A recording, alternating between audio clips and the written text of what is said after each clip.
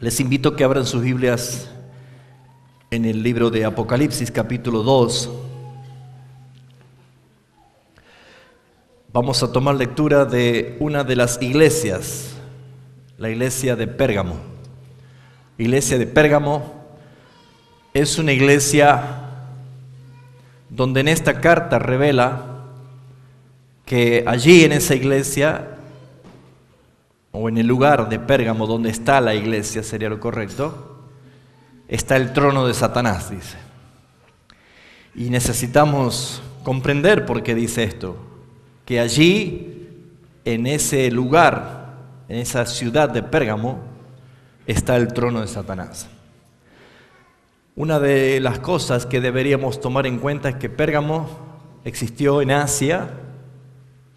Estaba a 160 kilómetros al norte de Éfeso y era muy famosa por su biblioteca. Tenía más o menos unos 200.000 pergaminos escritos a mano. Y tenía por encima de esa gran biblioteca la única que era más grande de todo el mundo, la biblioteca de Alejandría, que tenía más o menos unos 900.000 rollos escritos. Se cree que pergamino vino de Pérgamo, ¿sí? Los pergaminos, justamente porque por una disputa política y por unas divisiones y unas dificultades que habían allí entre Alejandría y Pérgamo. Alejandría dejó de proveerle el material o la materia prima de lo que sería el papiro, ¿sí? Entonces los de Pérgamo continuaron escribiendo y crearon el pergamino. Era una ciudad bastante grande, muy popular. El solo hecho de tener la biblioteca grande, muy grande, la segunda biblioteca más grande del mundo, se entiende de que eran personas que le gustaban leer, mucha filosofía, mucha investigación, y lo principal de todo era conocida Pérgamo porque fue la primera ciudad que en el año 24 antes de Cristo se comenzó a adorar al emperador como un dios. El emperador Augusto César tuvo su templo donde se lo adoraba como dios. Por eso es que se llama allí donde Satanás tiene el trono.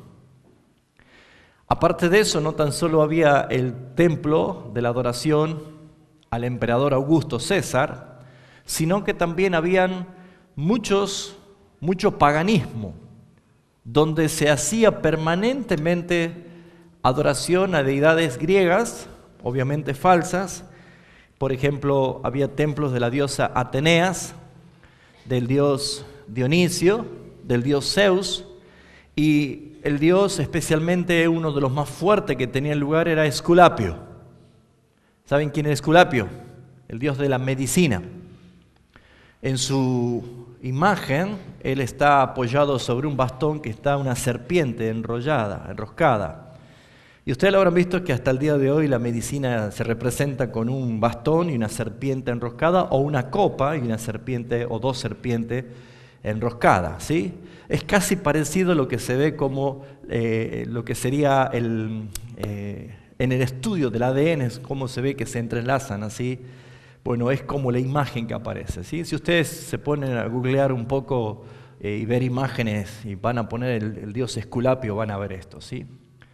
Pero era uno de los más importantes, puesto que venían de todas las regiones, podríamos decir, del mundo antiguo, llegaban a ese lugar para ir justamente al dios Esculapio, porque iban todos los enfermos, y una de las cosas que habían era que en la misma ciudad de Pérgamo había muchas serpientes que andaban arrastrándose por la calle. No eran serpientes venenosas, pero sí serpientes al fin, y la gente, los peregrinos que venían enfermos de otras ciudades, literalmente se tiraban en la calle para que una de esas serpientes le pase por encima o lo toque o se le enrosque en alguna parte del cuerpo para que ellos reciban esa sanidad. Bueno, la iglesia de Pérgamo estaba allí. Difícil, ¿no? Una iglesia difícil para perseverar.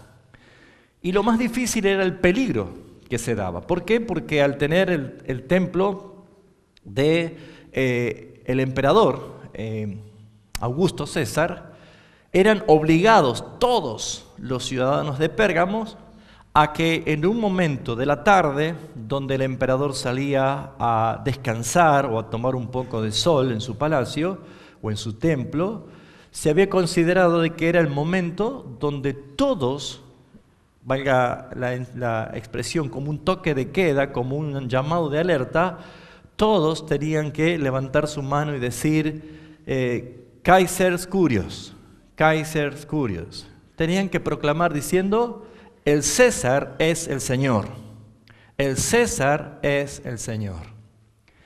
Y la iglesia de Pérgamo estaba allí, no era fácil. Creo que deberíamos ver que la historia relata algo muy difícil, muy peligroso. Pero nosotros vamos a tomar lectura para poder entender cómo Jesús expresó a través de una visión a Juan 7 cartas a 7 iglesias, y a las 7 se les demanda que corrijan algo. Primero, que el Señor lo ve todo. Segundo, elogia, sé que has hecho esto, que has retenido esto, que has logrado esto. Tercero, llama la atención y observa algo que está mal para corregir. Cuarto, le pide que se arrepienta, el que tiene oído para oír lo que dice el Espíritu a la iglesia, que oiga. Y luego viene la recompensa, te daré esto. En este caso, vemos que la iglesia de Pérgamo forma parte de una de las 7 iglesias. Y ya hemos aprendido de que Apocalipsis no es un libro literal, es un libro simbólico.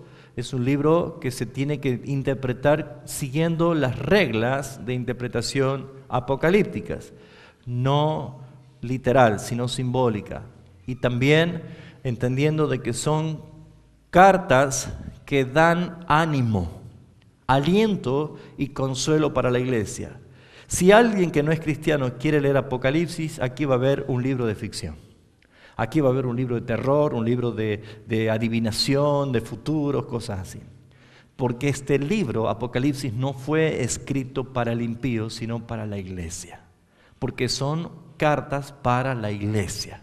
Porque la iglesia estaba pasando necesidad, la iglesia estaba en plenas tribulaciones, la iglesia estaba siendo perseguida y necesitaban que de su Señor, la voz de su amado Salvador, sea revelada y manifestada para traer consuelo, esperanza, aliento a no desfallecer y saber que hay galardones, porque Apocalipsis 22 dice, he aquí, dice Jesús, yo vengo pronto y mi galardón conmigo para recompensar a cada uno según sus obras. O sea, el final de Apocalipsis te dice, vamos hermanos, no se debiliten, no se queden, no se caigan, no quieran dejar todo. Porque viene Cristo, viene con galardones y hay recompensas para cada uno. O sea que es un libro escrito para la iglesia para traer consuelo. Vamos a extraer en esta mañana lo que podíamos trasladar, la misma situación peligrosa que vivía Pérgamo al siglo XXI. Pero el problema que identifica este texto del versículo 12 al 17 no es tan solo el peligro que había afuera, sino el peligro que había dentro de la iglesia. Y es lo que quiero hacer mención, porque nosotros somos iglesia en lo general, pero somos iglesia en lo personal. Y a veces, si no solucionamos nuestros problemas personales, obviamente va a afectar lo grupal, lo colectivo. Entonces, el mensaje de hoy va dirigido para la persona y para la iglesia, no tan solo nuestra congregación, la iglesia, ¿sí? Pero usted va a tener que ser el responsable de transmitir, porque hoy no se está filmando ni grabando, entonces usted va a tener que recibir todo lo que es la enseñanza. Leemos capítulo 2, versículo 12.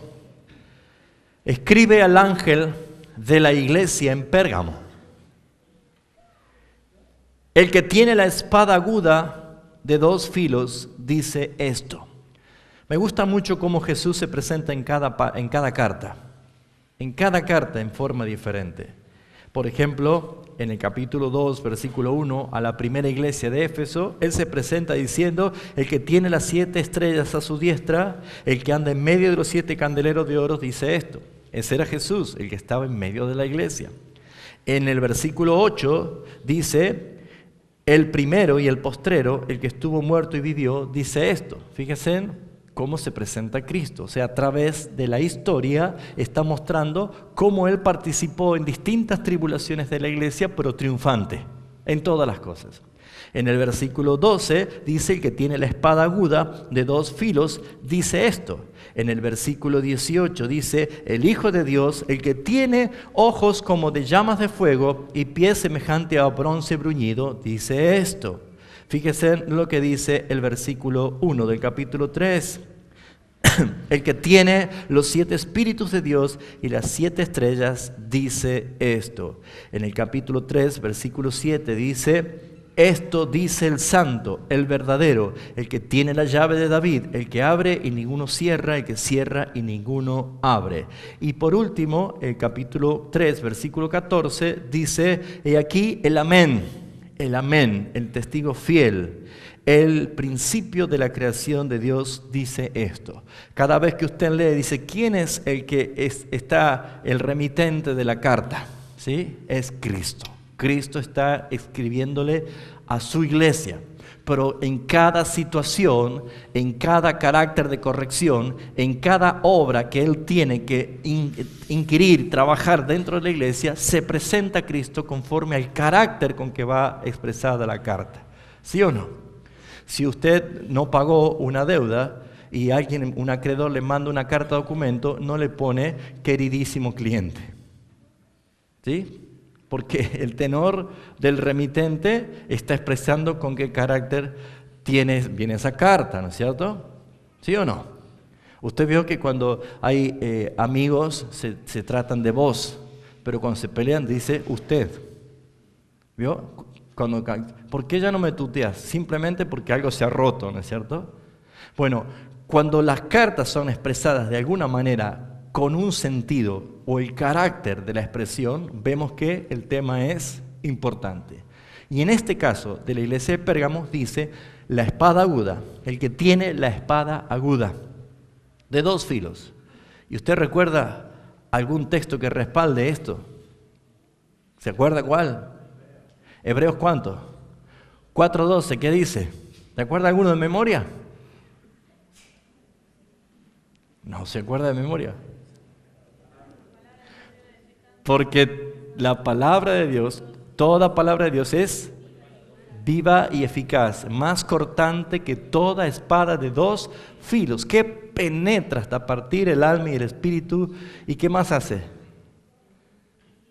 Discierne las intenciones del corazón y los pensamientos de los hombres. O sea, la Biblia responde a la Biblia. Entonces, cuando dice, ¿qué quiere decir que tiene la espada de 2 filos? Te está diciendo que el que tiene su palabra, el que tiene la palabra. ¿Por qué dice de 2 filos? Porque si voy para acá me corta y si voy para acá me corta. No tengo alternativa. ¿Cómo está diciendo que la vida de toda iglesia debe ser sometida a la evaluación de la palabra? No puedo huir de tu presencia, Señor. No puedo escaparme de ti, Señor. A donde fuere, allí estás tú. Y Él dice, yo soy el que tiene la palabra de 2 filos. Entonces vemos que el carácter de esta carta para la iglesia de Pérgamo era resaltar que Dios estaba a través de esta carta dispuesto a traer una corrección para la gloria suya. Así Dios va a tratar nuestras vidas y así está tratando Dios a su iglesia en este siglo XXI. ¿Por qué? Porque cada vez la palabra de Dios está volviendo, por la gloria y la misericordia de Dios, volviendo otra vez a ser expuesta como tiene que ser expuesta. Y lo único que hace es que cada uno que la escuchamos y vemos que no estamos conforme a la palabra de Dios, la palabra penetra hasta lo más profundo y produce el fruto para la que fue enviada. Entonces, yo conozco tus obras. Se acaba de presentar como el que tiene la espada de 2 filos. Yo conozco tus obras. Donde está, sé dónde moras, dice, donde está el trono de Satanás. Algunos dicen que geográficamente Pérgamo estaba en un valle donde tenía unas serranías, unos cerros que hacían en forma de trono. Por eso es que dicen geográficamente el lugar donde está el trono de Satanás.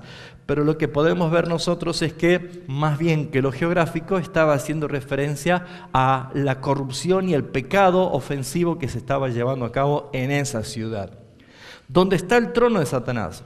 Pero, dice el Señor, retienes mi nombre y no has negado mi fe, ni aun en los días en que Antipas, mi testigo fiel, fue muerto entre vosotros, donde mora Satanás.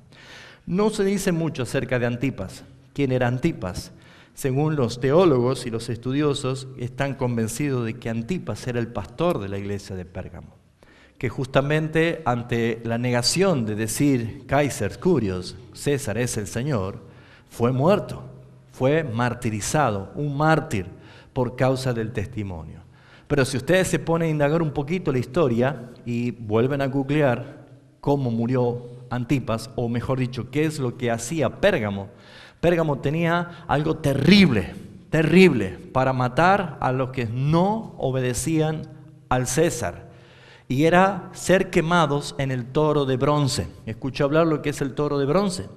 El toro de bronce era la réplica del tamaño real de un toro con cuernos, un toro bramando, pero al costado, uno de los costados tenía como una puerta de un horno, ¿sí? Que se abría, ¿sí? Donde metían a la persona que iba a ser ejecutada, allí atada, cerraban esto y debajo prendían fuego. Y por las narices del toro salían como una especie, desde adentro, como unas cornetas, como unos parlantes, vendría a ser así, que se escuchaba mientras se estaba incinerando esta persona, y gritaba, salía como el bramido del toro. Bueno, así murió Antipas, así lo mataron. Y esto es una de las muertes más atroces. Por eso es que provocaba justamente la ira de Dios a causa del alto nivel del pecado. Pero ¿qué resalta el Señor? Yo sé dónde vives, el lugar no es el mejor. Creo yo que viendo la calidad de vida que se vive en el siglo XXI, Pérgamo, podría decir, a comparación de lo que es el siglo XXI, es un poroto. ¿Sí o no? Y creo yo que Pérgamo tenía que adorar a uno, al César. Aquí todo el mundo exige adoración. Todo el mundo exige gloria. Y todo el mundo también está dispuesto a producir un verdadero desastre en la iglesia si la iglesia no toma realmente el protagonismo que tiene que tomar. ¿Se acuerda de lo que hablamos el viernes pasado acerca de los 2 testigos? Es muy importante entender que la iglesia tiene un mensaje. La iglesia no fue salvada porque era buena, sino que fue salvada para anunciar un mensaje. La iglesia tiene una sola misión. La iglesia tiene que comportarse con la misión y la finalidad que fue salvada. Y la iglesia recibió de parte de Jesucristo la autorización y la orden de llevar un mensaje. Id a todas las naciones y predicad el evangelio de Jesucristo. Haced discípulos a todas las naciones, bautizándolos en el nombre del Padre, del Hijo y del Espíritu Santo y enseñándoles todas las cosas que yo he mandado. La iglesia tiene una misión. La iglesia tiene un mensaje. Y yo voy a hacer la primera pregunta esta noche. A través del tiempo que usted es cristiano, ¿a cuánto está evangelizando en este tiempo? Conozco ese silencio. Y se va a dar cuenta de que usted y yo, como iglesia, no tenemos ninguna otra misión más que anunciar las virtudes de aquel que nos llamó de las tinieblas a su luz admirable. Si usted tiene que decir, ¿qué es lo que tenemos que hacer? No es ninguna otra cosa más que predicar el Evangelio. Y predicar el Evangelio es simplemente hablar, anunciar, decir las buenas noticias de salvación. No hay que agregarle ninguna otra cosa más, porque no es con fuerzas, no es con creatividad, no es con destreza, no es con habilidades, es con mi Santo Espíritu, ha dicho el Señor. Es la única manera que tenemos que hacer. Por lo tanto, la iglesia tiene que hacer esto. Jesús estaba diciendo, sé dónde vives. donde mora Satanás. Pero has retenido mi fe. ¿Qué ha mostrado la iglesia? Carácter de fe. La iglesia ha mostrado que en verdad estaba dispuesta a padecer. Habían matado a su pastor y se ve que esto estaba tornándose cada vez más peligroso. Pero hay algo que dice el versículo 14. Viene la corrección. Pero tengo unas pocas cosas contra ti. Una vez escuché un predicador un maestro a palabra, y tiene razón. Cuando se minimiza algo, uno tiende a no prestarle atención. Cuando leemos, tengo algunas pocas cosas contra ti, es como que queremos resaltar lo mucho que hago bien comparado con las pocas cosas que hago mal. El balance es positivo. Yo estoy haciendo muy bien las cosas. Pero usted sabe que ante la justicia de Dios, una sola cosa mal, del 99,9% que haya hecho bien, es suficiente para condenar a alguien. Y uno dirá, entonces nadie se salva. Por supuesto, nadie se salva. Dios salva. ¿Y cómo lo hizo Dios? Por su soberanía. Él, antes de que usted naciese, antes de que hiciese lo bueno o lo malo, antes de que usted sea formado, antes que el mundo existiese, dice la palabra que Él nos escogió, antes del mundo existiese, para que seamos santos y sin manchas delante de Él. Él te escogió para salvación, por eso que un día ibas a recibir el llamamiento santo del Señor para obedecerle, y entonces fuiste transformado en nueva criatura. Pero si no, nadie puede hacerlo, porque cuando estamos en Cristo, recién es cuando yo todo lo puedo. Fuera de Él, nada puedo hacer. Eso dice la palabra. Entonces aquí lo que vemos es que cuando se lee, tengo algunas pocas cosas contra ti, cree que tenemos que poner en la balanza lo mucho que hago bien y lo poco, no hay que prestar atención, total es poco. No, mis hermanos, lo poco para el Señor es grave. Necesitamos nosotros entender que aún lo que nosotros pensamos que es insignificante, es muy necesario prestarle más atención a lo que pensamos que es insignificante. Un virus comienza por una bacteria, ¿no es cierto? Y es insignificante, casi microscópico, ni siquiera se lo ve, pero puede matar a alguien. Y saben, una de las cosas que hace hincapié este texto, y especialmente esta carta, es al peligro de la destrucción de adentro más que de afuera. Afuera está el trono del diablo, afuera está Dionisio, Zeus, está todos los dioses paganos, afuera están toda la gente que realmente está mal, en pecado, pero el problema no está afuera, dice el Señor. Lo que tengo algo contra ti es lo que hay dentro, y es el problema que se manifiesta. Porque lo que está dentro muchas veces no se lo ve. Por lo general tenemos tendencia a mirar lo que está afuera y no lo que está adentro. Y lo que está dentro es justamente lo que más tenemos que prestar atención, porque según Pedro dice que el juicio comienza por la casa de Dios. Comienza la corrección por nosotros mismos. Y saben, hermanos, en lo grupal tampoco se puede ver con mucha facilidad si no se hace cada uno una autoevaluación y una autoexaminación. ¿Por qué? Porque ustedes no saben qué es lo que yo hago dentro de mí y yo no sé lo que ustedes hacen dentro de ustedes. Pero ¿qué dice? Yo conozco tus obras. Siempre en todas las cartas Jesús resalta, yo conozco tus obras. El Dios que todo lo ve. ¿Lo ven? Entonces, ¿qué es lo que podemos ver aquí? La solución no es hacer cosas arrebatadas. La solución no es hacer algo que pensemos que es inmediato. A veces, por querer hacer cosas urgentes, hacemos desastre. ¿Sí o no? Uno tiene que saber perfectamente. Cuando un médico tiene que extirpar un tumor, no va a ser algo apresurado, sino algo milimétricamente correcto, para hacer las cosas bien. Un día una mamá de 5 hijitos decidió llevarlo a sus hijos al zoológico. Y la mamá se entretuvo con la jaula de los leones. Y sus 5 pequeñitos se habían apartado de ella. No lo encontraba. Cuando se da vuelta los ve allá a una distancia que sus hijos estaban todos agachaditos así en forma de círculo, observando detenidamente algo. Su mamá vino despacito para ver qué es lo que estaban viendo, y cuando pudo ver lo que sus 5 niñitos estaban viendo con tanto cuidado y tanto silencio, vio que habían 5 zorrinos.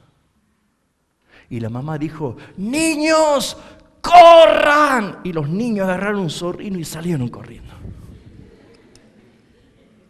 La solución no siempre es hacer cosas urgentes, porque podemos hacer desastre.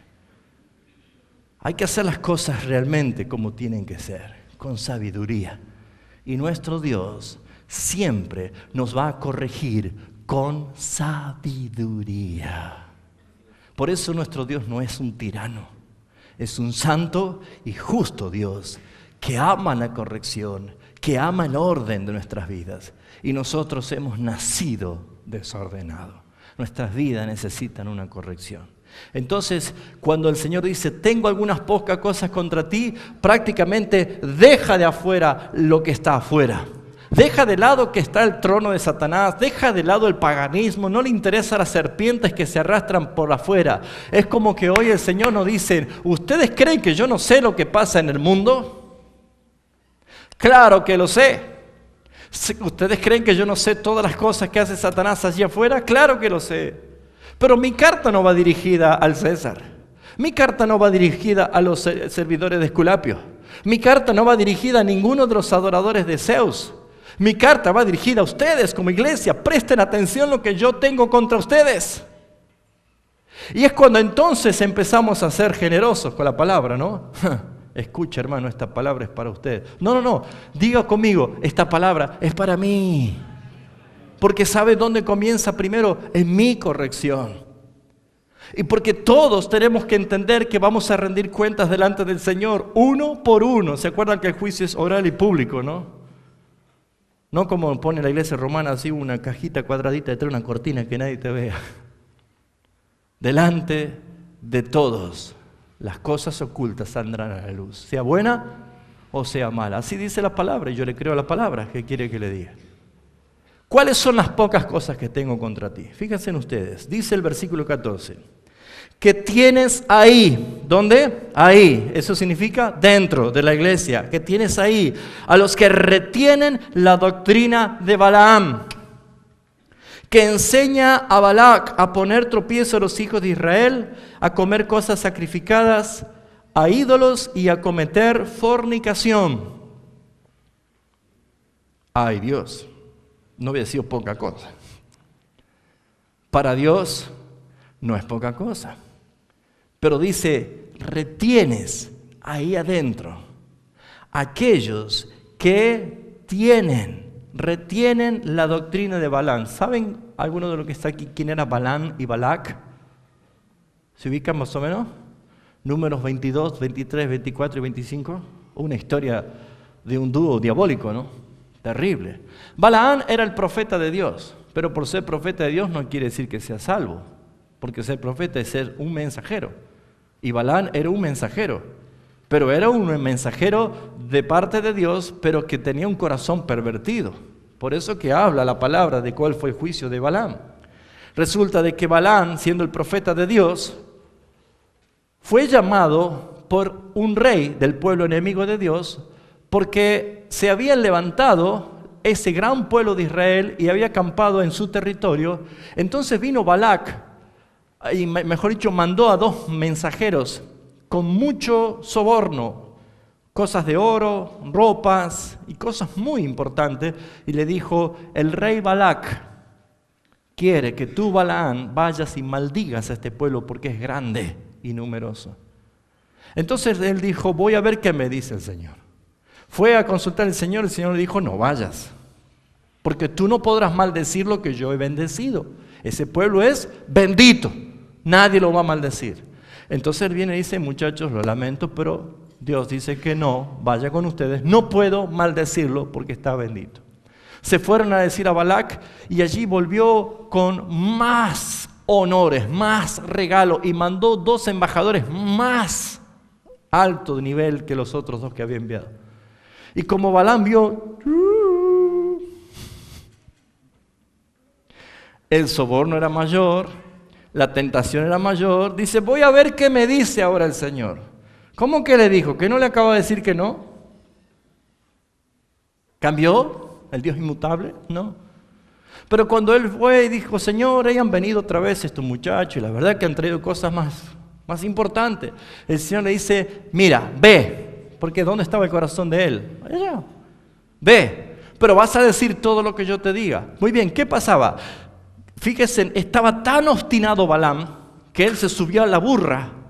Iba tan apresurado para poder concretar su tarea, que dice que apareció el ángel de Jehová con la espada desenvainada delante de la burra, y la burra lo vio al ángel y retrocedió, y Balaam no veía a la burra veía al ángel y Balaam no veía al ángel. Entonces dice que la burra se tiró contra una pared y le apretó la pierna, y Balaam se enojó mucho, le entró a dar a la burra varillazo, y Dios abrió la boca de la burra y le dijo: ¿por qué me azotas tanto? No te he servido desde cachorrita yo.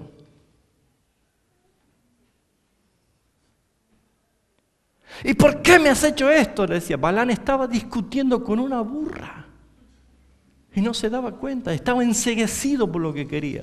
Y la burra le hablaba en hebreo.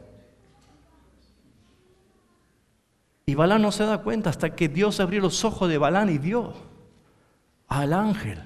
Entonces él dijo: está bien, Señor, lo que tú digas yo voy a decir. 3 veces lo puso Balac a Balaam delante del pueblo, y cuando él iba a maldecir, ¿qué salía? Los bendecía. Pero yo te traje para que lo maldigas y lo bendices. Vamos a otro valle, y lo ponía en otro lugar. Dice, capaz que el terreno no era favorable. Y cuando iba a maldecir, lo que salía, lo volvía a bendecir. Y dice, pero ya vas 2 veces que vas maldiciendo. Lo llevó, dice, al monte que se llamaba Baal Peor. ¿Cómo se llamaba? Peor. ¿Sabe qué significa Baal? Señor. El Señor Peor. Fueron a lo peor. Y cuando él iba a maldecir por 3ª vez, ¿qué pasó? Volvió a bendecir. Y dijo, mira, rey Balac, no puedo maldecir. Lo que Dios ha bendecido no lo puede maldecir nadie. ¿Cuántos dicen amén? Esto lo dijo alguien que realmente quería maldecir. Esto para romper un poco la mística de aquello que dice, yo creo que ando en maldición, hermano. Si usted está en maldición es porque Cristo no es su Señor. Porque la sangre de Cristo no lo ha bañado en perdón. Pero no hay quien maldiga a los que son benditos por Él. Pero ¿por qué dice retienes a lo que tienes la doctrina de Balaam?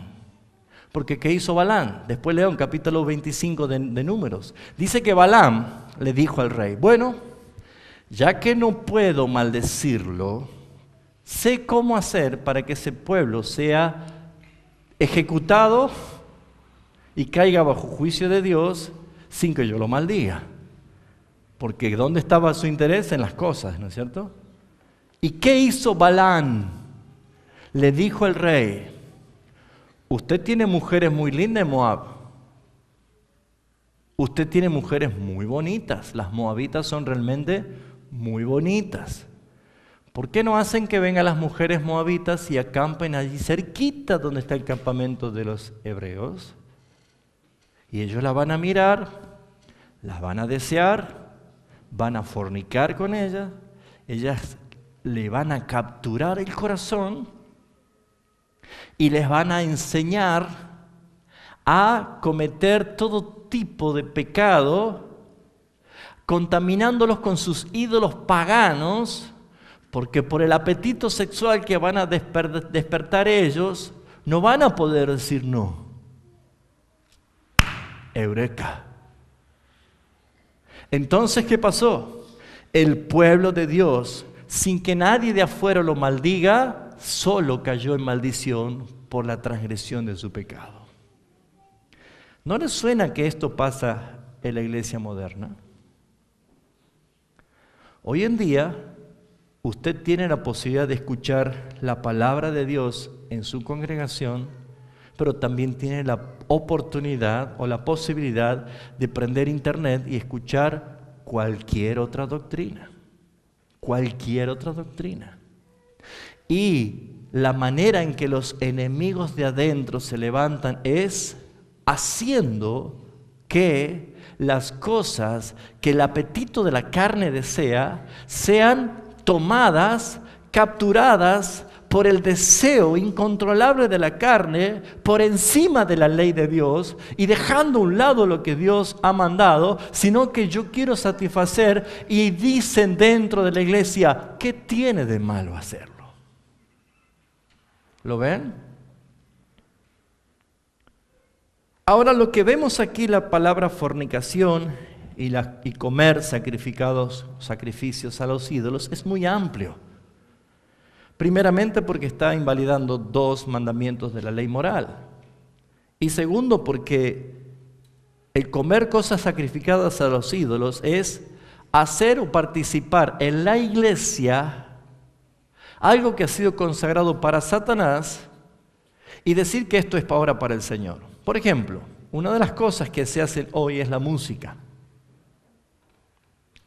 Y la música no es del Dios ni del diablo. La música es una música creada justamente por Dios o dada en el ingenio natural del hombre, pero con la intención de a quién o a cómo se lo consagra. Por ejemplo, nosotros podemos saber que hay cierto tipo de música que promueve la promiscuidad sexual, ¿sí o no? Sí, pero cuando yo digo, esta hora es para Dios, simplemente porque le cambié una palabra o una letra y le puse Dios en algún momento, yo digo, este es para Dios. Entonces, ¿qué es lo que estamos haciendo? Estamos consumiendo algo que fue sacrificado para los ídolos, en este caso a demonios, y nosotros decimos, esto es para el Señor. Fíjense, apenas había salido Israel de la esclavitud de Egipto, Dios llama a Moisés a que suba al monte Sinaí para recibir las tablas de la ley, y como demoraba, dicen, bajar, y ya tenían ganas de adorarlo, muchachos, le dijeron, Aarón, no sabemos qué le pasó a nuestro jefe, ¿por qué no hacemos un Dios para que lo adoremos? Tenemos una gana de un culto, tenemos una gana de hacer una reunión extraordinaria. Y Aarón se dejó llevar por el impulso del pueblo y dice, bueno, traigan cosas de oro. Y allí empezó a trabajar y hicieron un becerro de oro. ¿Y qué dijeron? Estos son los dioses que nos sacaron de la esclavitud de Egipto. Y lo más curioso es lo que dice Aarón. Muy bien, prepárense porque mañana sacrificaremos fiesta a Jehová. Pero ese no era Jehová. Ese era un becerro de oro. Pero Aarón dijo que era para Jehová. ¿Lo entienden? Hicieron un ídolo que no es Dios y lo adoraron como si fuera que es Dios. Y esto es lo que está diciendo. La iglesia no tiene el peligro de lo que pasa afuera. La iglesia tiene el peligro de lo que adentro dicen que tiene de malo. Y saben, siempre va a surgir lo que tienen las ideas. Pero esas ideas no vienen del reino de los cielos. Esas ideas vienen de la contaminación del mundo. Y si hacemos esto, y de a poco la iglesia comenzó a ceder su lugar, de a poco la iglesia comenzó a abrir la puerta, y ustedes habrán visto de todo lo que pasa hoy en día en lo que se llama iglesia. ¿Sí o no? Desfile de modelo, bingos, ¿sí o no? Mercadito, mercado persa. Todo eso hay dentro de la iglesia, hermano. Coreografía, circo, show, todo. Sensualidad, promiscuidad, romanticismo, fetichismo, metafísica, ocultismo. Ay, vamos a orar por la ropa de este enfermo para que se sane. Eso se llama hechicería, hermano. Eso no es bíblico. La palabra no enseña eso. Pero si dice que la ropa de Pablo le llevaban y se sanaban, no era de Pablo. Perdón, no era la ropa de los enfermos, era la unción que tenía Pablo. Los paños de Pablo le sacaban y los enfermos se sanaban. No le traían la ropa de los enfermos para que Pablo ore. Era al revés. Pero ahí está metida las malas interpretaciones. ¿Por qué? Porque hay quienes dicen, esto es lo que la iglesia tiene que hacer. Cuando alguien se aleja de la palabra de Dios, corrompe el camino recto del Señor. Por eso, hermanos, es que vuelvo a insistir y vuelvo a decir, la iglesia no debe entretenerse en lo que tiene que hacer, porque ya tiene una sola orden: id y anunciad el evangelio a toda criatura. ¿Qué tengo que hacer? Vaya y predique. Pero puedo hacer esto después, vaya y predique. La iglesia necesita predicar porque tenemos un mensaje.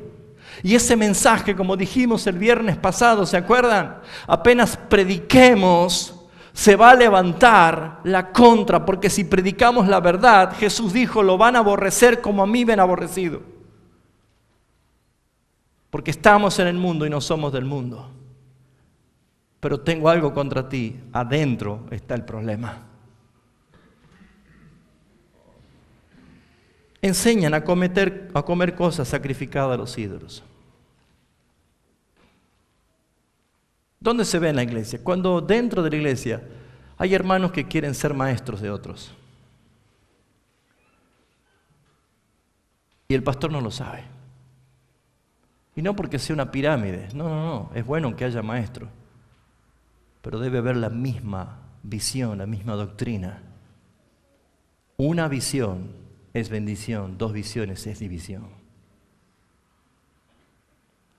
Y si hay personas que dicen, esto hay que hacer, esto no hay que hacer, en algún momento de su vida tienen que tropezar con Santiago capítulo 3, 1, cuando dice, no te apresures a hacerte maestro, sabiendo que mayor condenación tendrás. En otras palabras, no quieras hacerte maestro si el Señor no te llamó. ¿Cuántas personas quieren tomar protagonismo como si fuera que yo ya no quiero ser más rodilla, quiero ser ahora ojo? Y el cuerpo tiene claramente un orden en Cristo. Cada uno es útil para el lugar que Dios le ha puesto. Pero saben, en este tiempo, y me ha tocado en distintos lugares que he estado yendo a ministrar y he estado bendiciendo y siendo bendecidos por hermanos, está la confusión. Hermanos que hace poquito me estuvieron preguntando si podemos o no podemos participar de la Santa Cena porque nos enseñaron diciendo que la Santa Cena no es bíblica. ¿De dónde sacó eso? No, es que pasa que fueron a hacer un seminario no sé dónde y vinieron diciendo, hermanos, todo lo que están dentro de una iglesia y de pronto dicen, hay que hacer esto o no hay que hacer esto, cuando no tiene autoridad de parte del Señor, son los que retienen la doctrina de los de Balaán. Y ya van a leer qué pasa. Si usted tiene dudas, pregunte. Si tiene inquietudes, pregunte.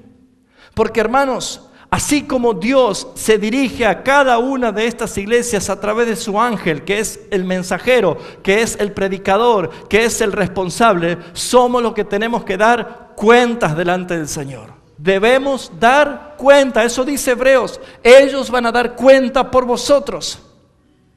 Pero hermanos míos, tenemos que entender que la iglesia es vulnerable cuando se abren brechas de aquellas personas que sin intención malvada se dejan llevar por malos intencionados. Y por lo general los malos intencionados siempre están apuntando a la iglesia que quiere predicar la verdad. ¿Sabía esto? Es así. Versículo 15 dice así: y también tienes a los que retienen la doctrina de los nicolaitas, la que yo amo, dice.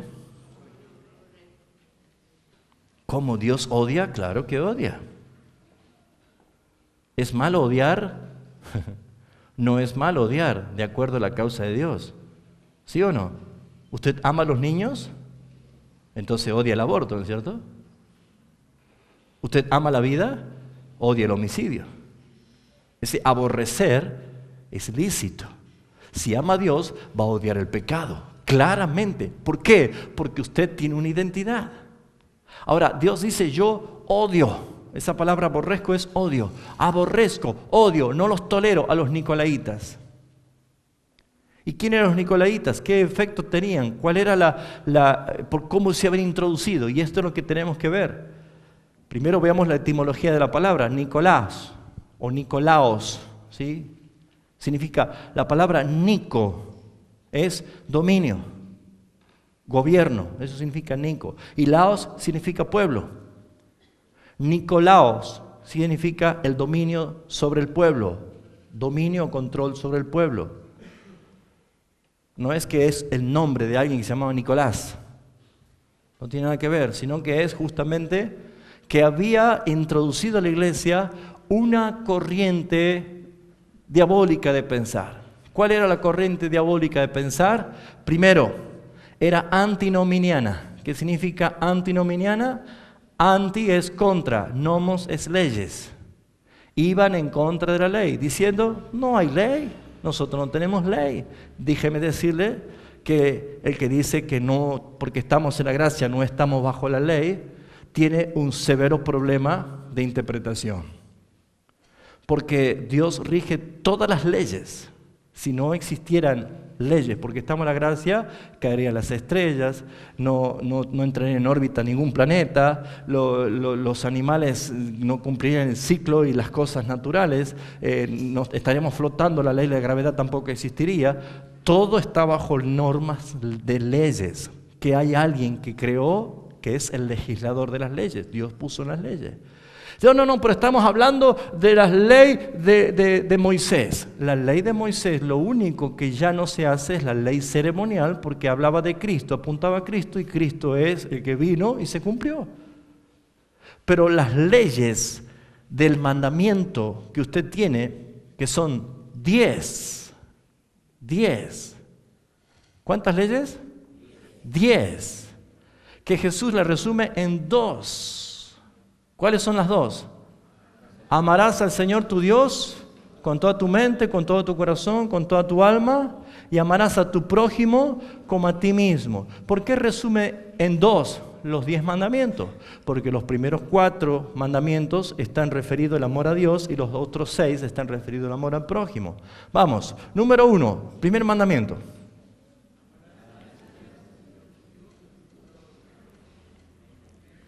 Bueno, pónganse de acuerdo, se le acabó la pila. ¿Se da cuenta? Tenemos un serio problema. Amarás al Señor tu Dios. ¿Así dice?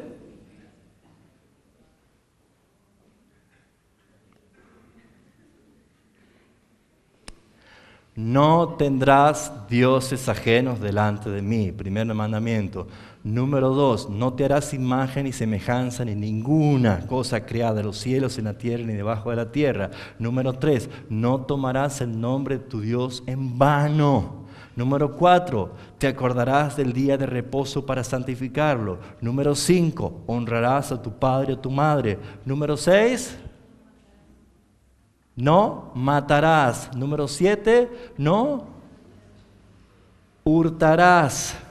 Número 8, no cometerás adulterio. Número 9, no dirás falso testimonio. Número 10, no codiciarás ni la mujer de tu prójimo ni los bienes ajenos. 10. ¿Ya se acuerda? No, pero estamos en la gracia. No, eso significa ser gracioso, hermano. ¿Por qué? Yo antes no podía cumplir la ley porque era imperfecto, pero Cristo en mí ahora, en su gracia, me lleva a vivir moralmente como Dios quiere.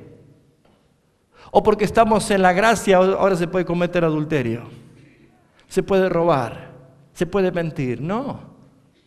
Es más, ¿sabe cómo predicamos nosotros el Evangelio?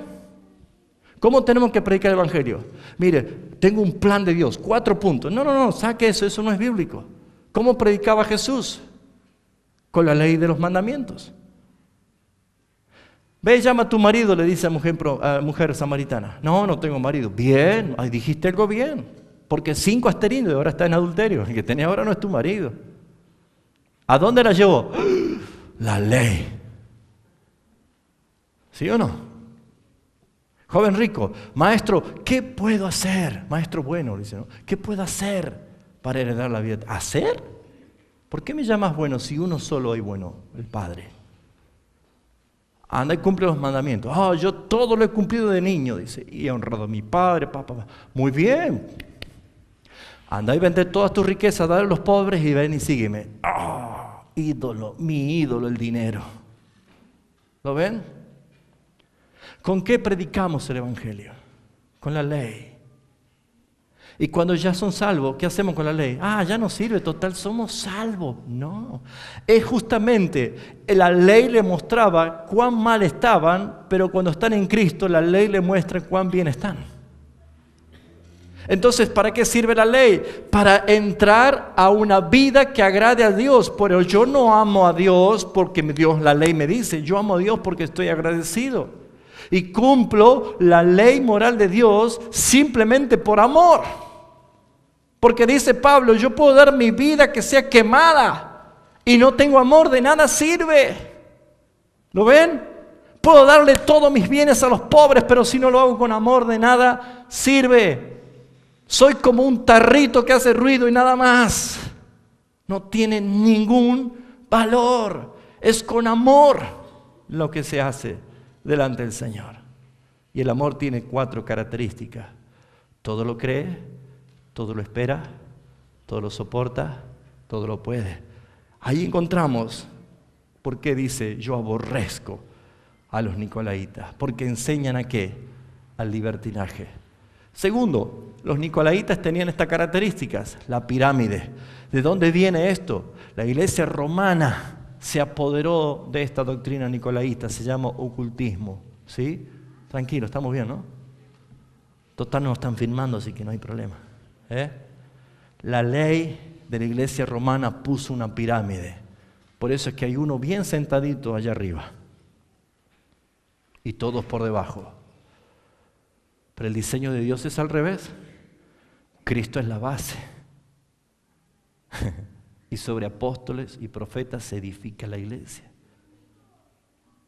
La palabra nos enseña, ustedes tienen otra manera de vivir. Todos tienen el mismo fundamento, que es Cristo. ¿Cuánto tienen el fundamento de su vida, que es Cristo? Entonces cada uno mire ahora cómo sobreedifica. Pero es para arriba. Pero el oscurantismo dentro de la iglesia fue pensar, y hoy en día se ocupa de esto también, por eso que estamos incentivando y motivando al estudio de la Biblia, porque cada vez que usted estudie la Biblia se va a dar cuenta que usted tiene una función importante en el cuerpo. Y necesitamos todos trabajar. Porque el pastor no es el líder principal de la iglesia, es una persona responsabilizada por el Señor a guiar con la palabra. Pero la iglesia tiene que desarrollar todo su potencial conforme a los dones que Dios ha dado para la edificación mutua. Pero el oscurantismo, ¿qué era?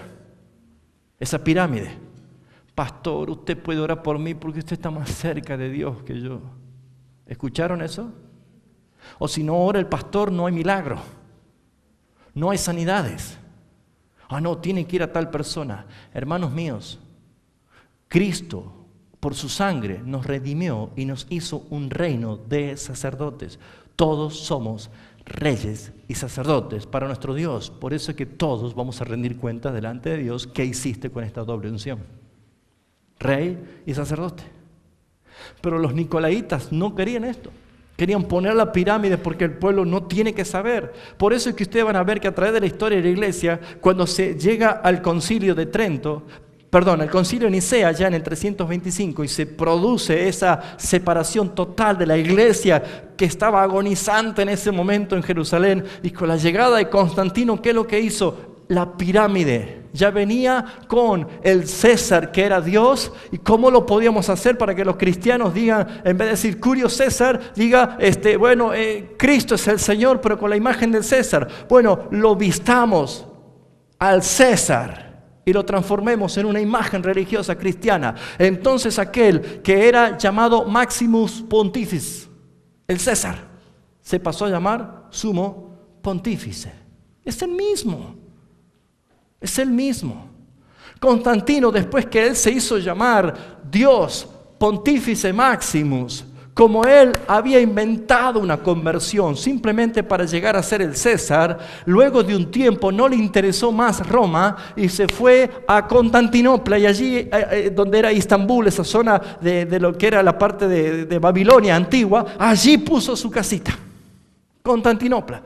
Entonces la iglesia romana, al ver que se había ido Constantino, quedó partida. Entonces se divide lo que era el gobierno y lo que era la iglesia. Entonces forma otra vez el papado. Y el papado comenzó a formarse en oscurantismo. Y ahí empezó a decirse, ninguno va a tener derecho a leer las Escrituras. No pueden leer la Biblia.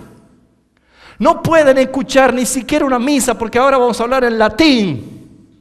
Y vamos a hablar en latín de espaldas. Y la iglesia estaba ignorante. Oscurantismo. Esa es la doctrina de los nicolaitas. Por eso, hermanos míos, se hacían grandes estragos con la Inquisición. Se hacían tantas cosas con las indulgencias, con las mentiras, propagando por todos lados. Y un día Dios levantó a un hombre que por terror venía borracho. Y por una noche de tormenta y terror que tenía, y dijo, ay Dios, si me salva de esta noche de rayos, yo te juro que me hago sacerdote. ¡Pum! Cayó un rayo y él se levantó y no le pasó nada. Y se fue al convento de los franciscanos agustinianos. Y allí comenzó la vida de Martín Lutero. ¿Cómo llama a Dios? No lo sé, pero hace obra preciosa. Y Lutero empezó a leer la palabra y empezó a estudiar la palabra porque sentía ser un catedrático para enseñar a los monjes. Y no le cerraba, hasta que el Señor lo convirtió. Y él dijo, la salvación es por fe. Y clavó las 95 tesis en la puerta de Wittenberg. Y por primera vez la iglesia tuvo la Biblia en la mano. Y por primera vez la iglesia empezó a leer en su propio idioma. Y la iglesia por primera vez empezó a escuchar las liturgias en el propio idioma.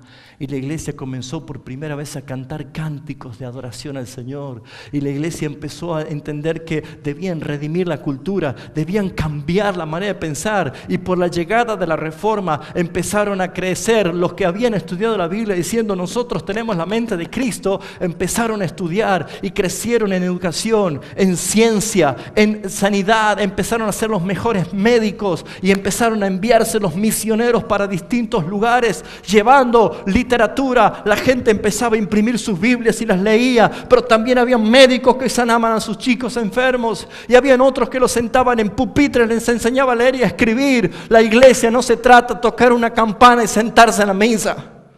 La iglesia se trata de un organismo vivo que lleva la gracia del Señor a todo lugar, pero siempre con la bandera de predicar las buenas noticias del Señor. Siempre. Por eso es que dice, yo aborrezco a los nicolaitas, porque lo único que hace, y perdón la palabra, es hacer una iglesia, un pueblo tonto, que no conoce la Biblia. Y la iglesia dice amén a todas las cosas que los neófitos se paran a decir desde un púlpito. La iglesia tiene que entender que tenemos un mensaje que debe ser escuchado, y especialmente a los jóvenes. Levanten la mano todos los jóvenes y los adolescentes, todos. Ustedes tienen una gran tarea, chicos. Porque son los que van a seguir. Nosotros los mayores vamos a impulsarlos a que sigan. Y ustedes tienen que estar en este momento siendo incendiados por el fuego del Espíritu Santo. Porque la vida de un joven tiene que estar consagrada como tantos jóvenes que aparecen en la Escritura, que Dios los usó. Y no más estar llevados a caer en la idolatría, a caer en la fornicación, a caer, pastor, estoy embarazada. Conságrense, chicos. Padres, consagren a sus hijos todos los días. Padres, estudien los 10 mandamientos. Sépalos de memoria, porque es la vida moral que le agrada a Dios. Tendrán hombres y mujeres que en verdad puedan redimir la cultura. En verdad. Yo no te estoy pidiendo que dejes tus estudios y tu trabajo para que te hagas predicador. Te estoy diciendo que prediques con tu instrumento de trabajo. Que prediques con tu martillo, con tu pala, con tu peine, con tu tijera de costurera. Que prediques con tu plumero. Que prediques con la oficina, con la computadora. Que prediques con tu vida. Porque tenemos un mensaje que no lo podemos ocultar. Y Jesucristo dice, no me importa que Satanás tenga en la misma ciudad el trono. No me importa cuántos paganismos hay. Lo que a mí me interesa es que la vida de mi iglesia sea sana. sean santas, sean puras, porque mi mensaje es puro y santo y salva. Mi mensaje tiene autoridad, mi mensaje tiene poder. Es el mensaje que está diciendo, porque el que les habla es el que tiene la espada de 2 filos, aguda. Y esa palabra la tiene usted en su propia mano en este momento. Esa espada es la que debe ser escuchada. ¿Cuánto glorifican al Señor? Terminamos. Por tanto, arrepiéntete. ¿Qué hay que hacer? ¿Quién se tiene que arrepentir? ¿O los balanitas, los nicolaitas, la iglesia? ¿Quién se tiene que arrepentir? Todos. Hay oportunidad para todos. El que estaba equivocado y el Espíritu Santo te dice, ¿por qué insistís en darle golpes al aguijón? ¿Por qué insistís en pelear contra la voluntad del Señor? Arrepiéntete. Arrepiéntete. Decirle que está al lado tuyo, hermano mío, no destruyas la armonía de la iglesia. Decirle, no la destruyas, hermano. ¿Saben por qué? Porque la iglesia tiene el costo más grande. La iglesia tiene la sangre derramada de Jesucristo. Por eso, arrepiéntete. Todos cometemos pecado. Todos nos equivocamos. Yo mismo me equivoqué. Yo mismo me paré delante de la iglesia a pedirle perdón porque había entendido mal la forma de conducir. Porque temo al Señor. Y aunque me quede con un solo miembro, voy a seguir siendo fiel al Señor con ese solo miembro. Porque a quien tengo que rendir cuenta no es a ese miembro, sino al Señor que me envió. Y usted tiene que tener el mismo sentir. Arrepiéntete. Y dice la palabra, pues si no vendré pronto a ti, pelearé contra ellos con la espada de mi boca. ¿Cuántos quieren eso? Te dejo para que en la casa, ahora no porque se va a poner mal, pero en la casa léalo Deuteronomio capítulo 7, del versículo 9 al 10. ¡Ah, papito! Yo mismo le daré el pago en persona al que me aborrece destruyéndole, y no me tardo, dice Dios. ¡Ay, qué versículo duro!, ¿no? Duro el versículo. Algunos son textos que los deberíamos nosotros decir, no los lea, hermano, ¿no? Pero están en la Biblia. Yo mismo iré y le daré en pago en persona al que me aborrece, destruyéndolo. Y acá dice algo medio parecido. Si no te arrepientes, iré pronto y vendré y pelearé contra ellos con la espada de mi boca. ¿Saben, hermanos? Yo alcancé la salvación porque Él peleó con la espada de su boca y me mató. Porque esta espada es la palabra que nos enseña, nos corrige, nos convence, nos redarguye. Es la palabra que trae vida. Es viva y eficaz. Porque algunos dicen, ay Señor, yo no quiero esto. No, hermano, el que está en pecado, el que está equivocado, ¿sabe qué tiene que decir? Sí, Señor, corrígeme. Porque yo ya no quiero pecar más contra ti. Yo quiero ser un instrumento en tus manos de gloria y de bendición. Pero al que venciere, al que el Espíritu Santo en esta mañana le está convenciendo, a lo que el Espíritu Santo lo está llevando a decir, Señor, perdón, estuve equivocado, estuve haciendo daño, estuve mal, fui influenciado, no puedo ir en contra de tu verdad, no puedo ir en contra de tu palabra, que dice, el que tiene oído, oiga lo que el Espíritu le dice a las iglesias. ¿Qué le dice? Que al que venciere le daré de comer del maná escondido. Muy bien, ¿quién es el maná escondido? Es Cristo.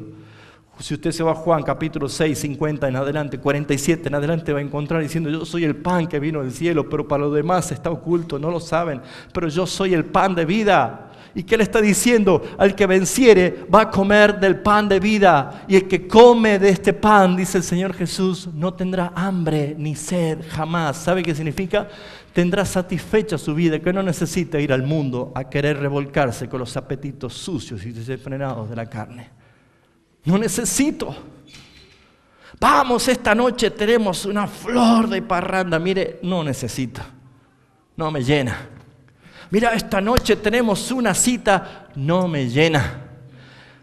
Usted puede decirle, mire, los giles hacen eso. Me voy a entretener. ¿Con qué? Leyendo la Biblia. ¿Cómo te va vas a entretener leyendo la Biblia. Oh, usted no sabe las historias que hay acá. Y las enseñanzas, porque esta es una palabra viva. ¿Sí o no?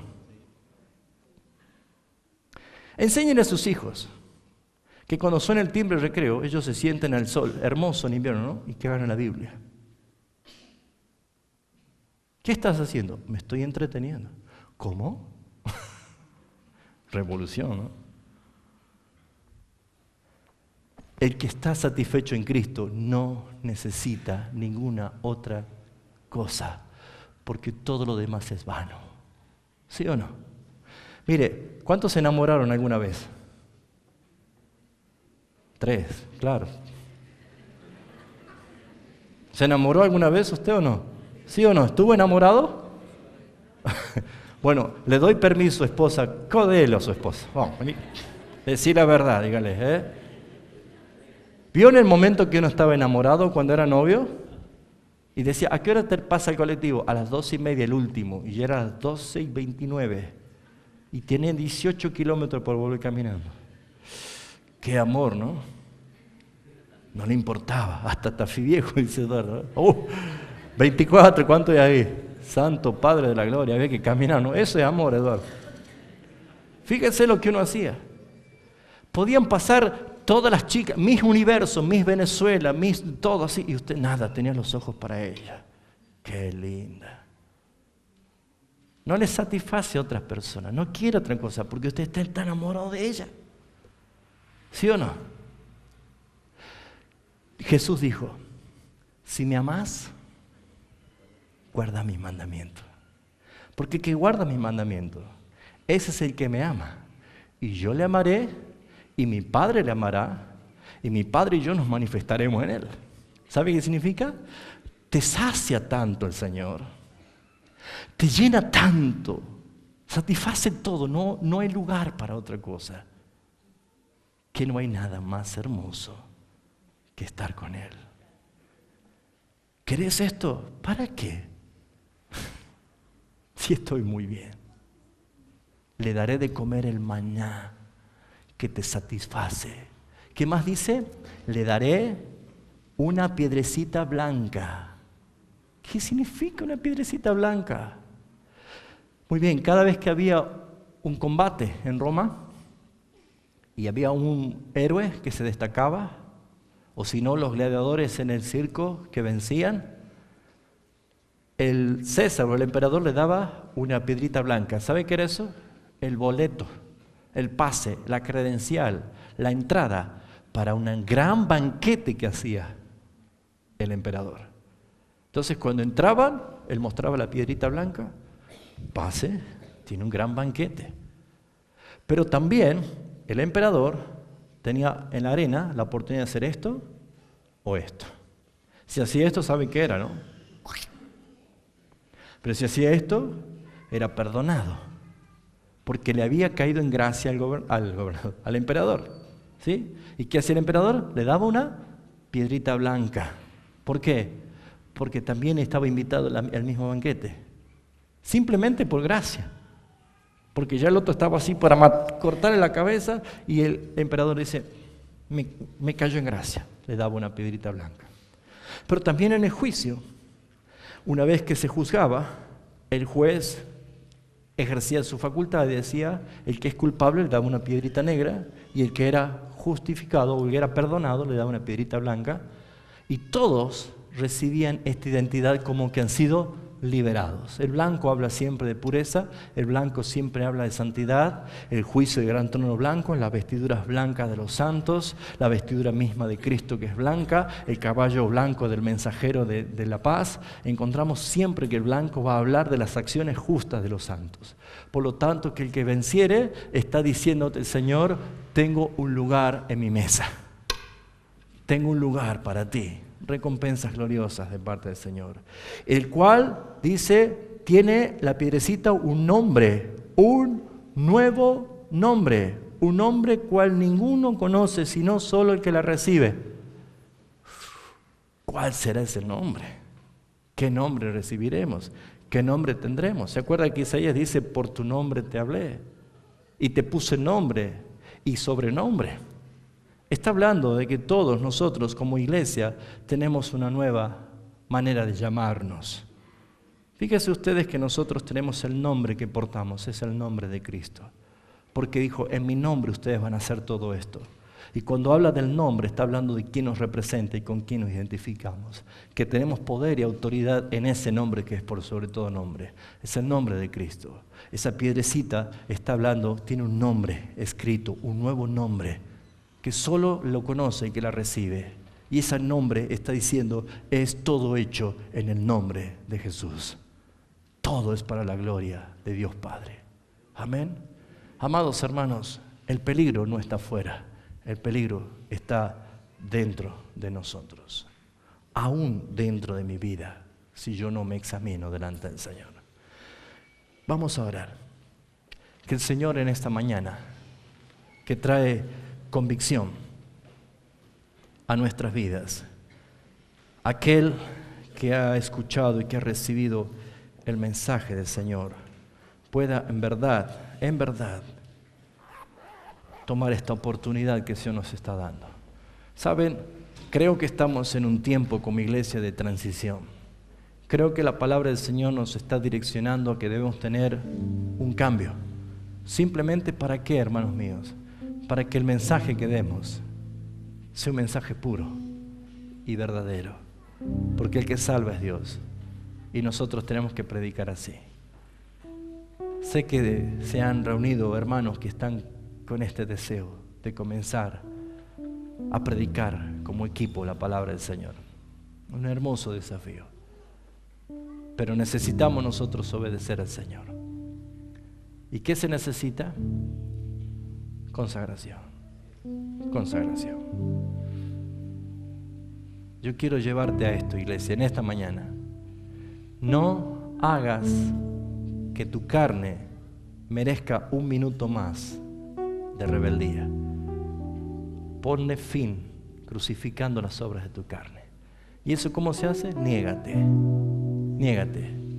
Tu carne no quiere arrepentirse, tu carne no quiere pedir perdón, no quiere buscar la reconciliación. Tu carne no quiere decir, hermano, estuve errado, estuve equivocado, perdón.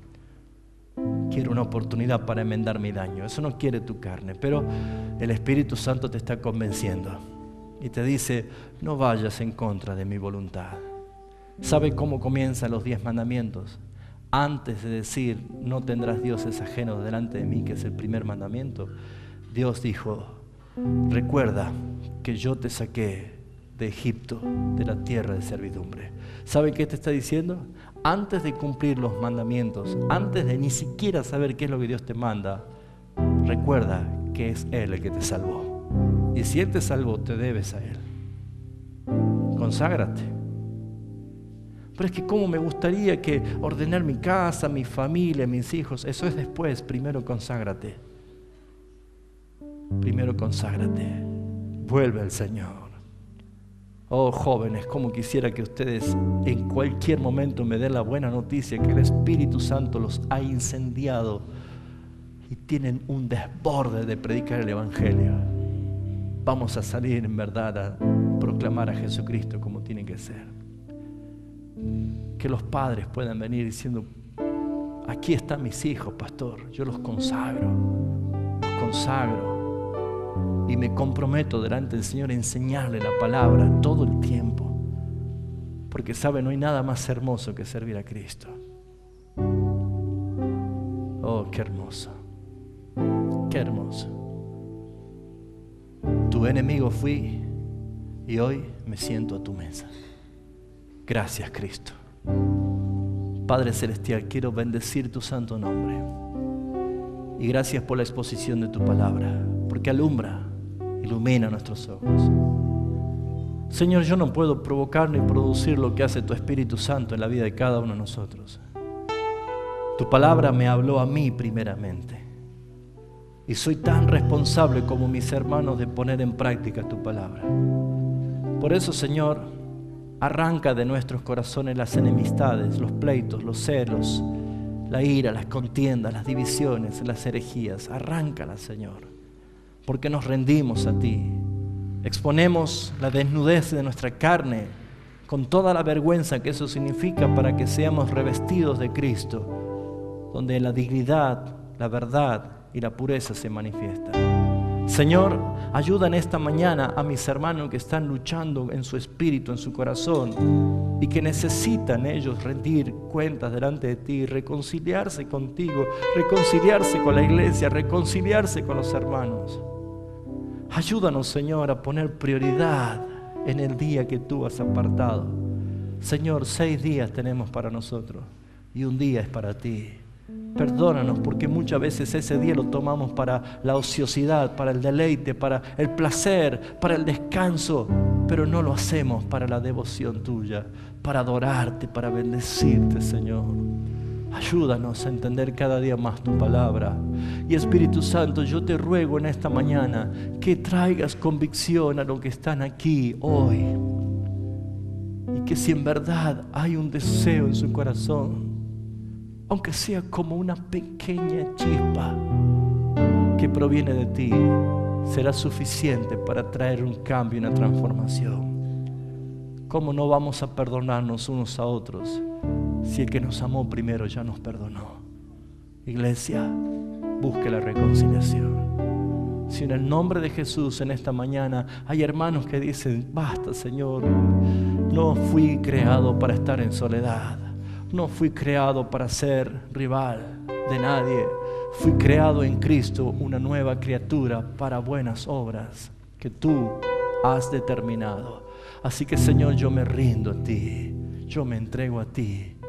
Si hay alguien en esta mañana que la palabra llegó a tu corazón y deseas en verdad consagrar tu vida y que comienza con el arrepentimiento, allí donde estás, ponte de pie, levanta tus manos al cielo y habla con tu Padre, porque Él te habló primero y te lleva a que vuelvas a una reconciliación.